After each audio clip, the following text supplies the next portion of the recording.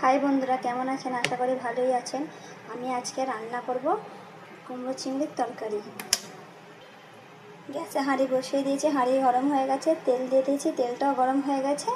এবার চিংড়ি মাছটা ভেজে নেব। আমি এখানে 4 চামচ মতো সর্ষের তেল নিয়েছিলাম। আর দেখুন অল্প চিংড়ি মাছ দিয়ে দেবো। চিংড়ি মাছটা আমি প্রথমে ভালো করে ধুয়ে জল আর লবণ, হলুদ, লঙ্কা করে সিদ্ধ করে নিয়েছিলাম।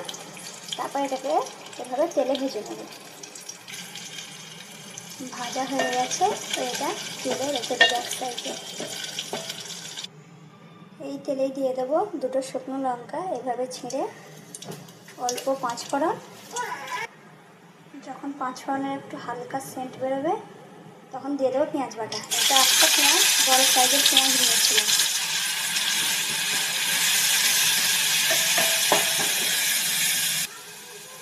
পেঁয়াজটাকে ভালো করে তেলের সঙ্গে কষিয়ে নেব।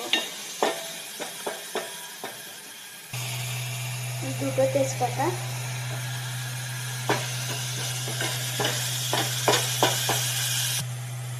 1 চামচ আদা রসুনের পেস্ট দিয়ে ভালো করে কষিয়ে নেব।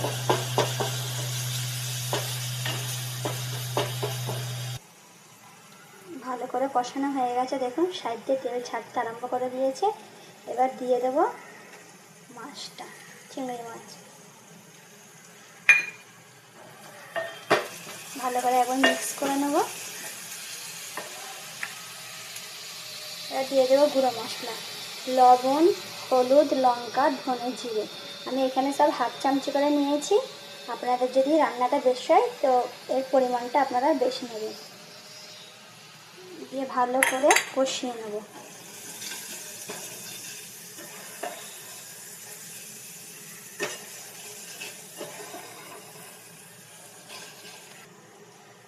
এবার দিয়ে দেবো কুমড়ো। আমি এখানে কুমড়ো 250 মতো নিয়েছি। ভালো করে সব কিছু একসঙ্গে কষিয়ে নেব। 2-3 মিনিট এইভাবে অল্প অল্প করে জল দিয়ে কষিয়ে নিতে হবে।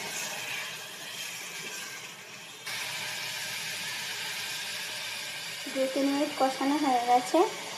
এবার দিয়ে দেবো অল্প চিনি, দিয়ে আরও 1-2বার কষিয়ে নেব।